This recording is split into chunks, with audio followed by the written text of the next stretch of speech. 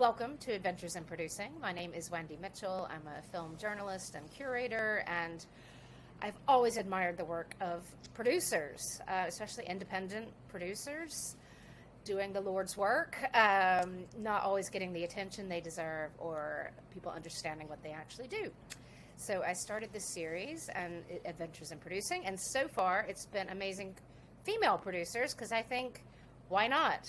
Champion the sisterhood. So today we're talking to London-based producer Sarah Brocklehurst.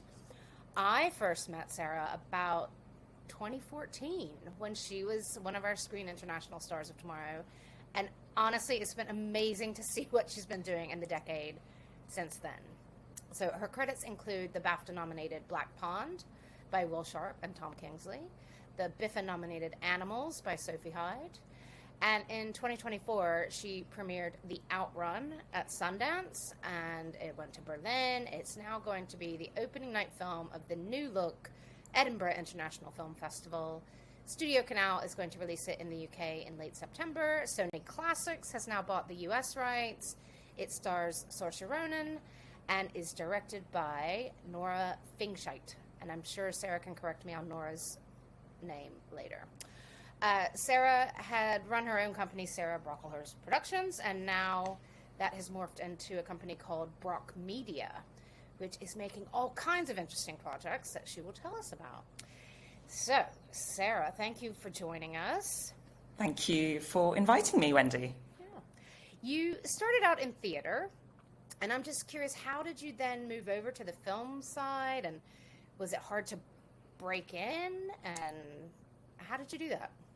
Well, I've always loved film, but didn't necessarily see a natural way in. None of my family are in arts or entertainment industries, and theatre was just something that I did at school, I did at university, and I was really passionate about stories and about putting together projects, and theatre was just the sort of natural place to do that, and therefore I looked for jobs in that area first.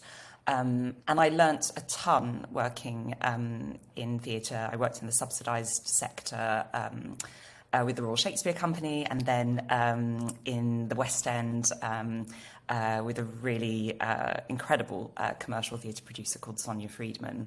So yeah, I learnt a ton. I learned about the relationship between producers and talent, and the relationship between producers and investors. And that's obviously a beating heart of commercial theatre. And I think the alignment between the two has definitely informed the way that I've approached my film work. So my first film, Black Pond, which was directed by Will Sharpe and Tom Kingsley, I produced while I was working full-time in the theatre industry, and we had a great friendship, and we'd known each other for many years, and I'd produced a lot of the theatre and comedy that we did together as students. So we made that film together, and that was the way that I broke into the film industry. Wow. And for people who are slightly recognizing at least Will's name, he's that hot White Lotus guy too. In addition to many other, making other films and things like that. So you had gone to school with those guys? No, I went to university. Oh, okay. Yeah. Cool. But you had never studied film? No, I've never studied film. No, I studied English at Cambridge, and I did an awful lot of theatre at that university, where people who sort of know already what they want to go on and do it to as close a professional standard as they can. So, there were many people who are now very, respected actors, writers, directors, who I suppose got their Malcolm Gladwell 10,000 hours early, as students, and we took it very, very seriously. And I was the president of the Amateur Dramatic Club, so I was responsible. I was responsible for programming all the student theatre across the university and receiving applications and making selections. And I acted, directed, and then eventually produced, and then found that.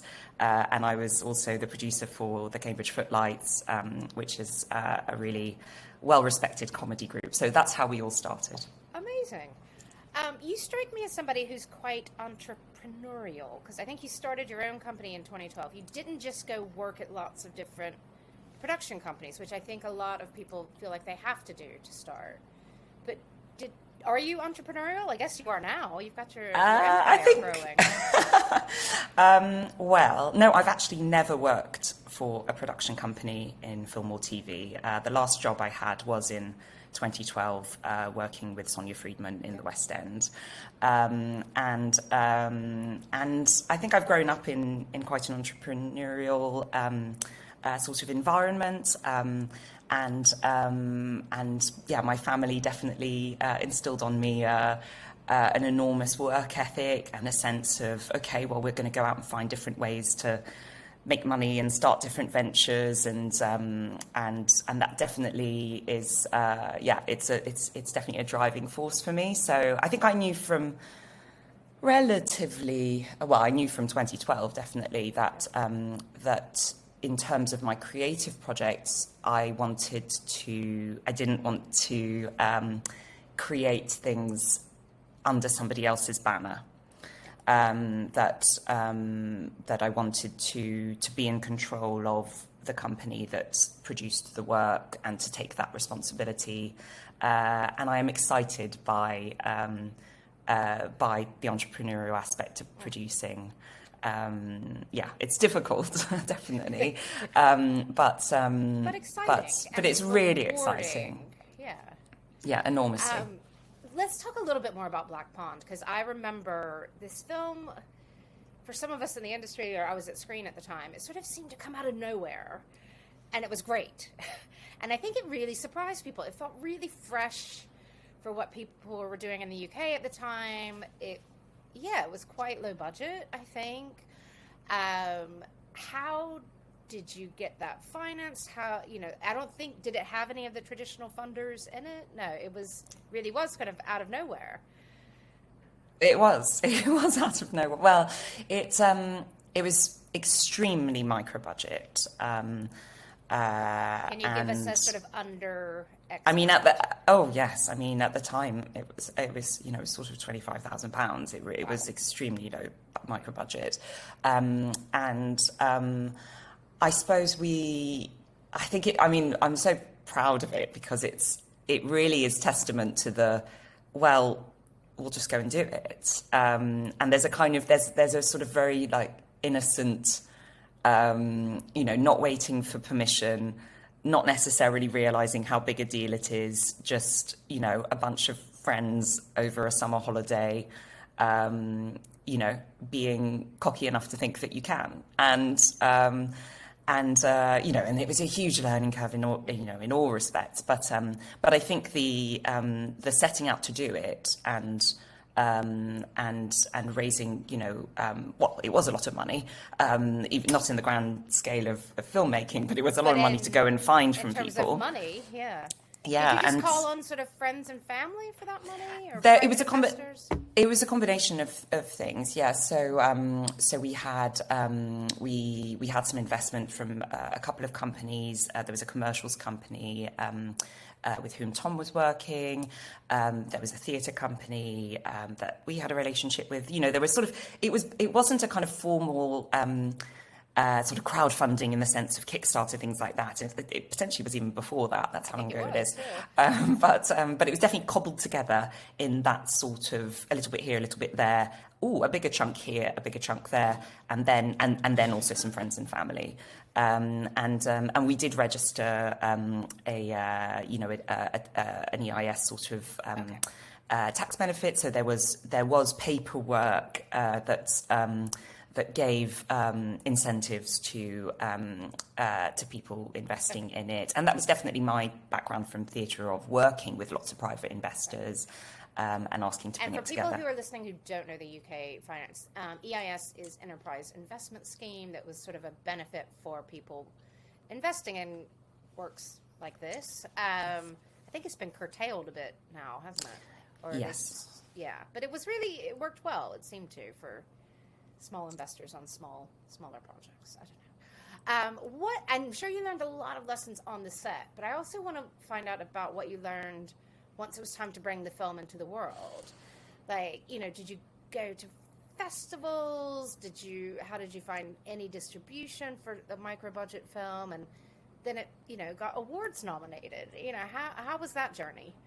It was all completely new to me. And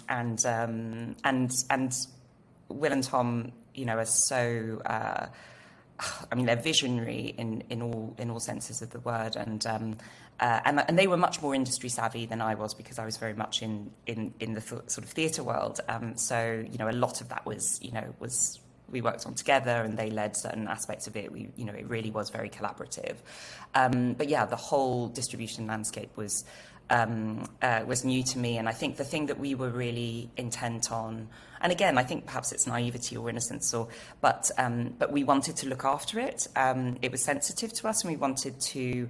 So we self-distributed, and what we did was that we, in order to qualify for reviews, you have to have a release, and so we rented the upstairs, a theatrical release. So we rented the upstairs room at the Prince Charles Cinema for a week.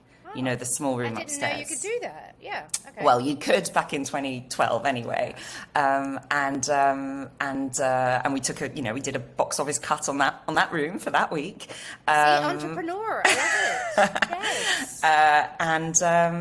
And so then we were reviewed, and I think that's when it really took off, because I guess we had a bit really good. Because it was really good, and because I think we were championed as a sort of underdog story, and we had a few critics who really did who backed us, and I think that was that was so encouraging, and that made a difference. So we were nominated, and actually Will and Tom won Best Newcomers at the Evening Standard Film Awards. And the film played at Rain Dance, and then we were nominated for for outstanding debut, at the BAFTAs, which was mind blowing, because we were sort of 25 and didn't know anything or anyone, and it was unbelievable. That is really amazing, because I think any film made for 25K is going to even struggle to cut through the noise. So I think that's. Do you remember some of the critics who did champion? Do you want to check anyone? Or the publications? Was it the Guardian? Yeah. No. So Tim Roby and Peter Bradshaw. Oh, love those guys. Yeah. They spotted something good. They did. And then I guess the next big film for you was Animals. Is that right? Yes. And that was a film. I didn't go to Sundance that year, but I was at Sundance London, and it was, I think, the year before I started working there. But saw it there and just loved it. And it's quite a crazy mix, because Sophie Hyde is Australian filmmaker, and the novel was Irish. No. The novel is British and actually set in Manchester. Oh, okay. Which was originally the plan for filming, but it ended up in Dublin. Okay. So shot in Ireland, English novel, Australian director. You're in the middle. How did that team come together? Was that you who loved the book and just went for it? It was, yes. So I think Animals really was the first. That was the first film where I was really sort of first in, last out, which is my preferred way of working as a producer. And I found the book sort of by complete chance, accident, overhearing a couple of journalists talk about it on Twitter, and they'd read a preview version, and they'd said, "Oh God, it's like Withnail and I with girls." And I thought, "Oh my God, I need to read this."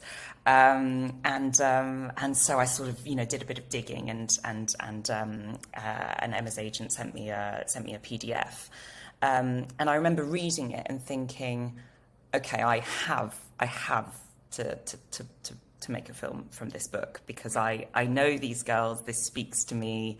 I think I was about to turn 30. It was sort of around that time. I was the same age as the characters, and I thought, I know how. I don't know how to do it yet, but I will find out, because I know this, and nobody else can do it. And I sort of could feel like my kind of competitive, like I have to win this. And so it was, it was a wonderful journey developing the script with Emma Jane Unsworth. It was her first screenplay, and we really backed one another. I think I hadn't made a film anywhere near that scale, and it was her first screenplay. And we just went in together. We had fantastic support from Celine Haddad, who was at Creative England, and they supported the development and allowed me to option the book and get that one started. So yes, and it was a very sort of close development for me, as in terms of writer and screenwriter, producer and screenwriter, which is also a way that I love to work. And then we went out looking for the director who would share our vision, and found Sophie Hyde, whose film 52 Tuesdays we had loved. And then the three of us really built the vision for that film, and it became a co-production. Because we didn't receive any British financing for Animals. And had Celine Haddad gone to Screen Ireland at that point, or she had, yes. Okay. Could that help? Did you get Screen Ireland money, or? Yeah, I mean, I think, honestly, it was really, really hard. It was really, really hard to finance Animals. It was really, really hard, because that just makes me angry that is hard to finance, because it's a great book. You had a strong cast. It's a pretty audience-friendly movie, I think. I mean, it's smart, but it's not, homework kind of cinema. And no. Yeah, I think, in all fairness to everyone, having an Australian director doesn't necessarily make it as easy for the British public funders to support that, despite the rest of the team being. Still possible. It is still possible. But anyway, but I have to say, I never would have learned as much had it been easy. And there is something really powerful about going through an experience when everybody says no in the UK and then still carrying on. And I think that's what Animals was. And I proved to myself and I suppose to the industry that I don't give up on anything. And when I know it's good, I can be completely relentless and tenacious. Yeah. And so when, the BFI and Film 4 and BBC Films and everyone, says no, what do you do? And then, so I discovered, co-production.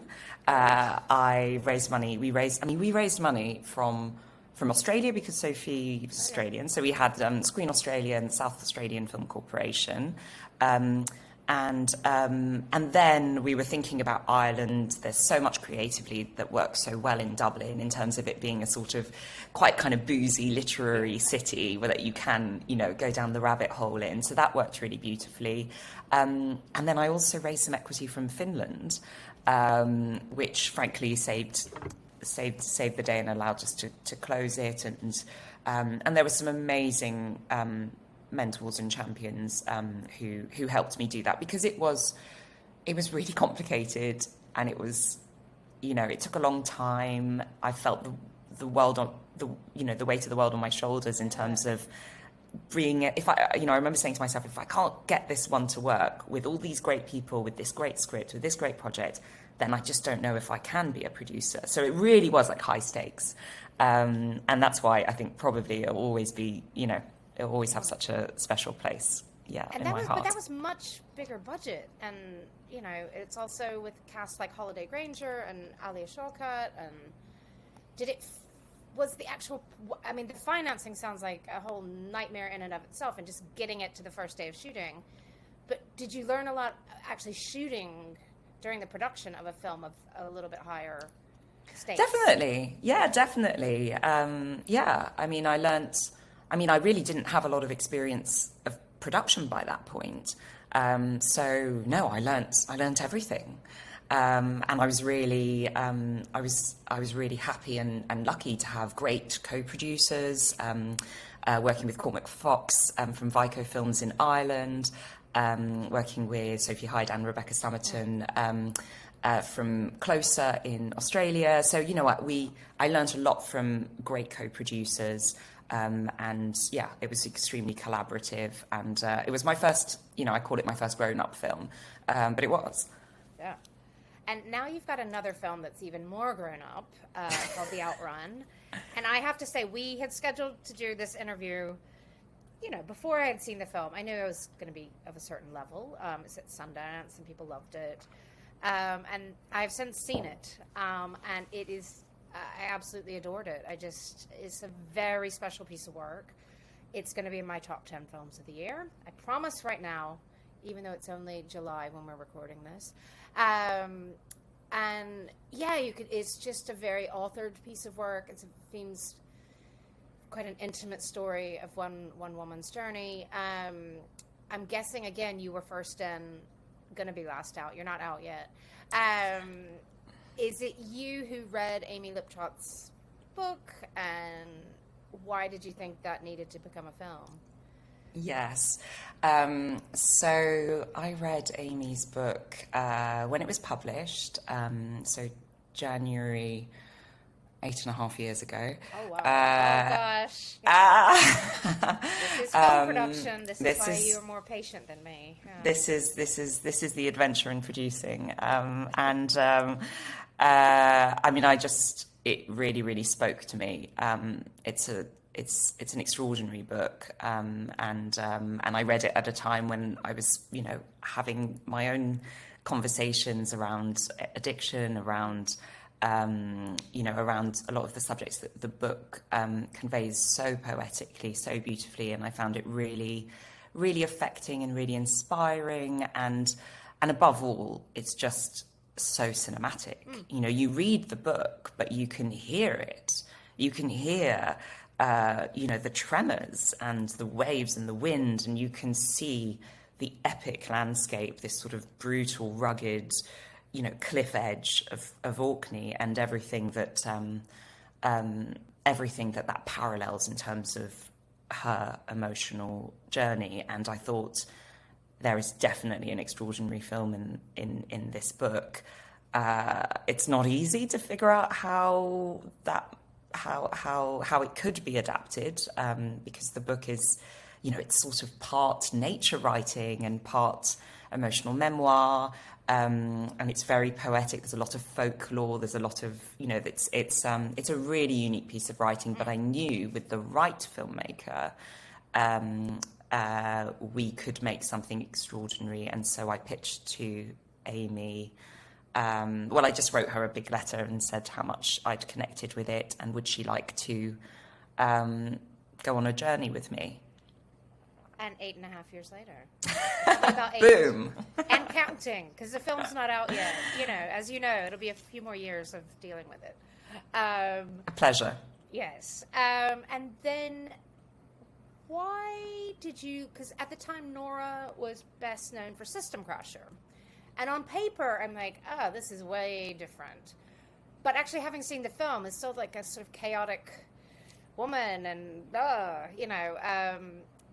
Why did you think of Nora? Had you really liked System Crasher? I'd loved System Crasher. And I think actually, well, so...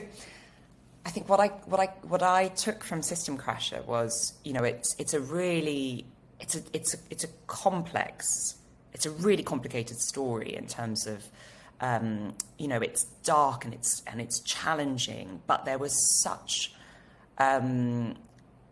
hope and warmth and human tenderness in and among a really sort of kind of like ragged edge sort of story and character, and it was vivid visually.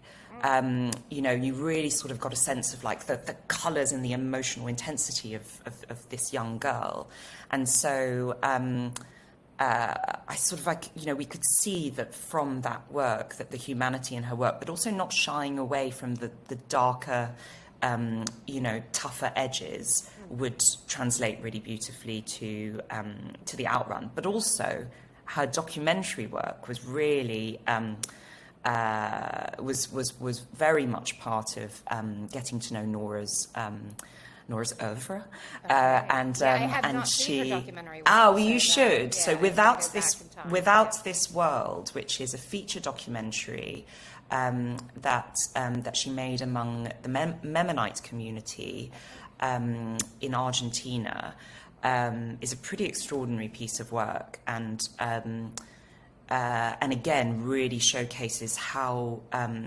closely she gets into a world, into a community, and so much of the work that she demonstrated with that film was going to be applicable to the Outrun. Great. And I can really see a lot of what you're saying, because it's shot in Orkney, or set in Orkney. I guess it's shot in Orkney. It is. And it is really beautifully shot, but it doesn't always look like a postcard. There is a vividness, like you're saying, that maybe shows a different side of Orkney than another filmmaker would have shown. As I was mentioning to you, I've never been to Orkney. I must go. It's quite a hard place to even get to. Yes. Much less shoot a film in. I mean, how was it making a film in a place where not a lot of films are made? The weather is crazy. How was that? The thing about shooting in Orkney is you have to adapt to Orkney. In all sorts of ways. So it's the challenges of filming on an island. You need to be really prepared for the challenges of changeable weather, and really. So what we had to do, and I guess what's central to the making of the Outrun is that we had to be in tune with the place, the people, the weather, the tides, the animals. So we went up to Orkney actually 3 times in production. We did a pre-shoot during lambing season, which is in April, where Saoirse Ronan delivered 7 lambs. Yeah. A VFX. It certainly was not. No, it was extraordinary. And yes, so we were there for lambing season. And then we came back for our main shoot, which was in the sort of late summer into September. And we shot on Orkney mainland, and then went to Pape, which is a very small island.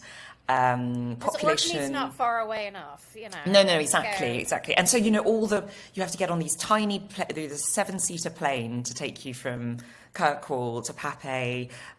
It was very much with sort of planes and ferries and bringing people and kit and schedules. It was challenging. The Bond company had a lot to say. It was great. But I think also it was really working with the community. And we worked with, there's so many people who are in the film, who are locals. There was support in all sorts of ways. So I think it's been very in tune with the seasons, the birds, the seals, the lambs, and being flexible enough to respond to weather, and we did build, the whole production methodology was to give us enough time in order to, find magic and be able to pursue it and to be adaptable in terms of weather. And I think for all its challenges logistically, the benefit is, of course, extraordinary, because you're in a place that is unbelievably cinematic, and also it was the real place, and that's important. The authenticity to the story. We shot in locations that are from Amy's real life. On Pape, the small island, we shot in a cottage called Rose Cottage, because it's pink, where Amy wrote the book. Oh, and I'm going to cry. you don't. I'm going to go back in time and do a set visit on the day when you're filming with the seals and things. Exactly. And you don't need to know that they're the real places to enjoy the film. But I think you can. I think there's an electricity from it. Please tell me how you got Saoirse Ronan involved, because I cannot imagine this film with anybody else now. She's always sort of luminous and transcendent, but this has got to be one of her best. I mean, just such a good fit for her. Or how did you work with her? She was extraordinary. It all starts with the book. So she had read Amy's book. She had already read it. She had. Civilian. Yeah. In fact, so Jack Loudon had read the book and had given it to Saoirse, and then they talked about it. She'd read it. They talked about it together, and loved it. And they're so committed to making great films in Scotland, and it's obviously just such an extraordinary role. And so they went to inquire who had the rights, and it turns out it was me. And so we were introduced by Rose Garnett, who was then head of BBC Films, and it all took off from then. So that was early 2020. Okay. So not so long ago. No, not so long ago. No, so it was great. So we were able then to build the project together. And we produced it together, and that was fantastic, of course, because you have the best, one of the greatest actresses in the world, and of her generation, and I can't really imagine the film without her. Yeah, that's really interesting to know, and I think you maybe can feel that now that you said it, that it's not just her as a great actress for hire, that she had already felt this book in her soul and was trying absolutely to tell the story already somehow, and then you guys found each other. Oh, I love that. I love it when a plan comes together. And how does it feel to be opening my friend and yours, Paul Ridd, is now running the Edinburgh International Film Festival, restarting it. It's going to be great. Obviously, this is kind of a homecoming for the film because it's got Scottish money in it. It's shot in Scotland. How does it feel to be the opening film of Edinburgh? I'm so excited. It's such a privilege to open this festival, to open this sort of the new incarnation of the Edinburgh Film Festival. So we shot part of the Outrun in Edinburgh during August, during the festival season 2 years ago. And so it really is a homecoming because it is a Scottish film, backed right from the very, very, very beginning by Screen Scotland.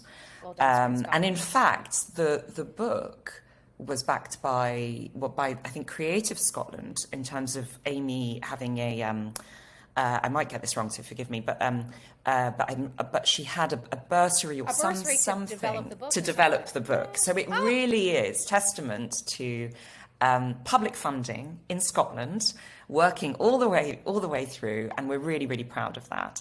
And yes, so we shot in Edinburgh 2 years ago before going up to Orkney and beyond, and it will be such a privilege. It's also this year. So we'll be up there during festival season in Edinburgh, so the film festival, the Fringe, and there is also a theatre production of the Outrun taking place at the same time. So it's a whole festival of the Outrun. It's meant to be. Wow. I will see you on opening night for a wee dram. Actually, I can't handle my whiskey, so I won't. But I'll see you there. Well, that'll be fitting with the film. Yeah, we exactly. don't need to have any. We don't need the dram to have fun.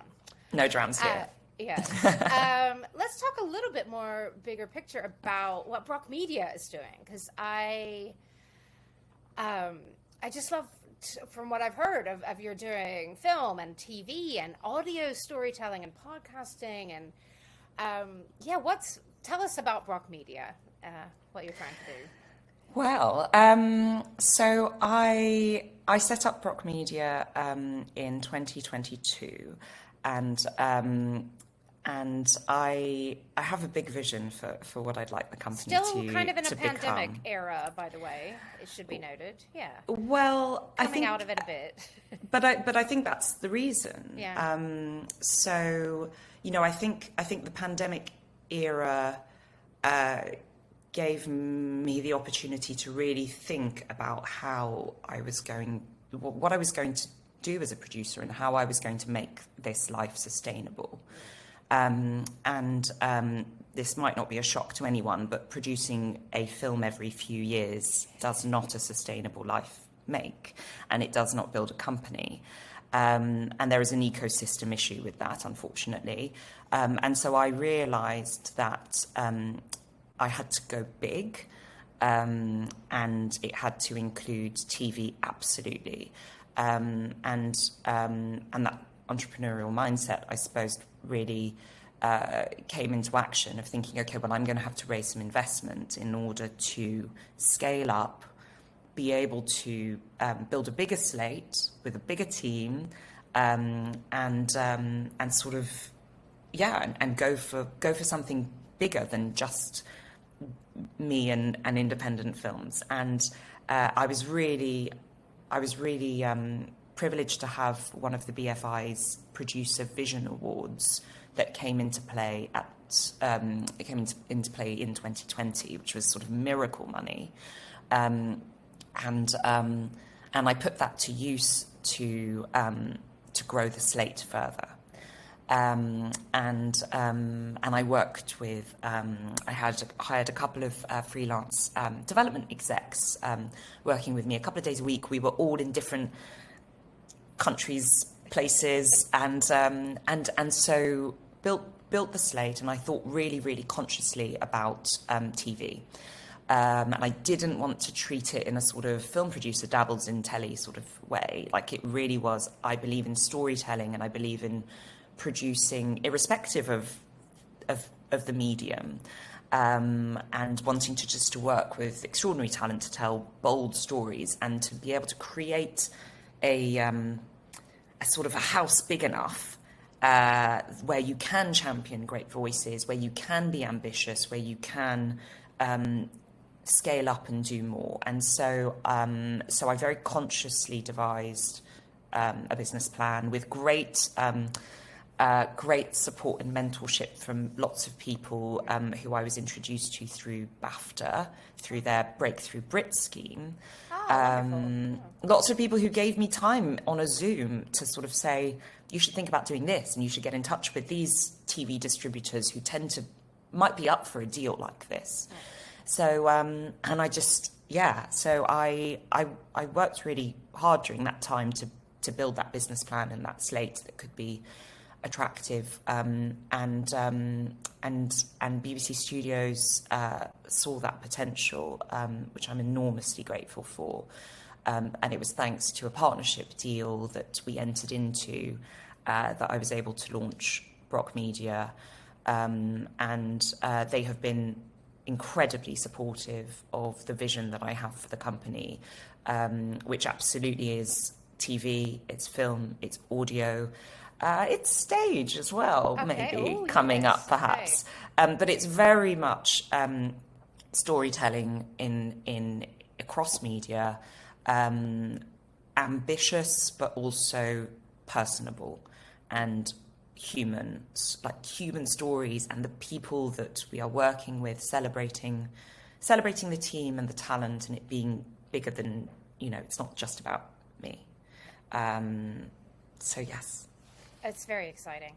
Can you tell us, don't gazump any exclusive stories, but can you tell us a little bit about some of the things on the slate or what's coming up? Yeah, sure. So I'm preparing a film at the moment with Film 4, which is a really exciting debut from Molly Manners, who is the lead director of One Day for Netflix. Oh, yes. And it's an amazing... Well, No offense, no shame. Yeah. from an incredible script written by Miriam Batty, who is one of the writers in the Succession writing team, a new Star of Tomorrow from this year. Yes, I wrote about it here. Yeah. And it's an adaptation of a short story by Rose Tremaine. So we're getting that ready to shoot next. And then on the TV side, we have the adaptation of Caleb Azuma Nelson's Small Worlds, which is a best-selling novel and won the Dylan Thomas Prize this year. Is a really, again, I mean, just a book that I just completely fell in love with and found a connection to as one can with extraordinary writing. And so we're developing that, and Caleb's writing the scripts. We also have a great comedy with Nick Mohammed of Ted Lasso and many other things fame. And in fact, Nick, I have known since university. So we have He's a Nate really... on Ted Lasso, if anybody's trying to place the name. We love him. We love him. And again, that's a great long relationship that I've had, and we're developing a series together. So those are a few things that's enough to whet our appetite. Yeah. Oh, sounds great. I did know that you had grown up a lot in France, because that weird COVID year of Cannes, you very helpfully told me which beaches to go to when I had lots of free time, and it was wonderful. I did not know you were of Chinese and British descent. So you come from an international background, and you strike me as somebody who's not afraid of international work. I mean, does your descent, does your upbringing in France, does that all help flavor your international outlook, do you think? Yes, definitely. I mean, I sort of can't imagine it otherwise. I'm between different continents. I was born in the US. Yes. As well. So I've lived in various places, and international outlook is just, I don't know. I don't really. I sort of don't. I don't think about it. It's just a kind of a natural state of being. So, but is there anything better really in terms of thinking about storytelling, thinking about the creatives I want to work with, and the ways of bringing together those productions? I mean, I have a personal mission to tell stories by East Asian talent who are woefully underrepresented in the UK, we have, several projects actually in development with the BBC on the TV side with East Asian talent, and it's a real mission to champion voices. And I think throughout my work, I'm interested in, I have a personal connection one way or another to everything that I produce. I think that's vital. And I also feel like I learn a lot by, you go deep into a project over many years, and I am really interested in, in stories about identity, in stories about immigration, in stories about the mixed race experience, in stories, because it helps me work things out, and therefore it will help audiences work things out. And we have to, storytelling is the greatest form of sort of, empathy, creation. And so, I think the international outlook it's inherent to who I am, and therefore to my work as producer. And practically, why not collaborate with different countries, and we wouldn't have made Animals had it not been for that. I know. Nor the Outrun, which was British German co-production. Okay, very well plugged. Yeah. No, we need these, and we need British producers, or producers who live in Britain, who are thinking internationally as well. So, thank you. I always end this series by asking people, what do you think everybody misunderstands about what a producer really does? And I really like this phrase you've been using called first in, last out. I was talking to another producer I know, Carlo Crestodino, who does Alice Rohrwacher's films. And he was saying, the producer, not in all cases, but in some cases, is the creative engine of the whole thing. And, they're the ones hiring the people to get it made. And, they're running all the processes of it. And, I think sometimes people are like, oh, the producer gets the money. That's not it. That's not all of it. So, what do you think, especially your kind of producing, it's very entrepreneurial and very hands-on and very first and last minute. Yes. Well, I don't know if people really know the full extent of the risk that producers take, and how much sort of sacrifice and peril, frankly, goes into holding a project together, or trying desperately to pull together a project and hold it together, and get it over the line.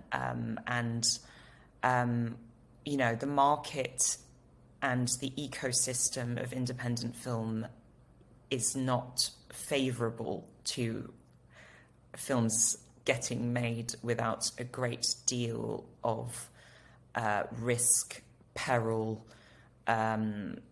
deferment sometimes, and aching complexity and high stress. And it really is not for the faint-hearted. And it is an adrenaline sport. And so the commitment and tenacity that all independent producers put in over many, many, many years, and having to be the strong person holding it together. I wish people would know more about that, because it really is extraordinary. It's making miracles happen. Yes. Yes, it really is. And that's why I do this series, because I think producers really don't get enough credit. And I'm really glad you brought up that risk word, because I knew about the tenacity. But yeah, you could take a risk on something and work on it for 6 years, and if it doesn't get made, well, there 6 years of your life are... But we love it. But, you make it happen at the end of the day. So thank you for that tenacity and that commitment. And I look forward for many, many more people to see the Outrun this year. Congratulations also on that US deal I mentioned to Sony Classics, who are just, perfect. Who knows? We might even see Saoirse in the awards season conversations. We'll see. She deserves to be. There. I think so too. And I'll see you at Edinburgh opening night. Thank you, Sarah, for being with us and telling us a little bit more about all the amazing work you do at Brock Media.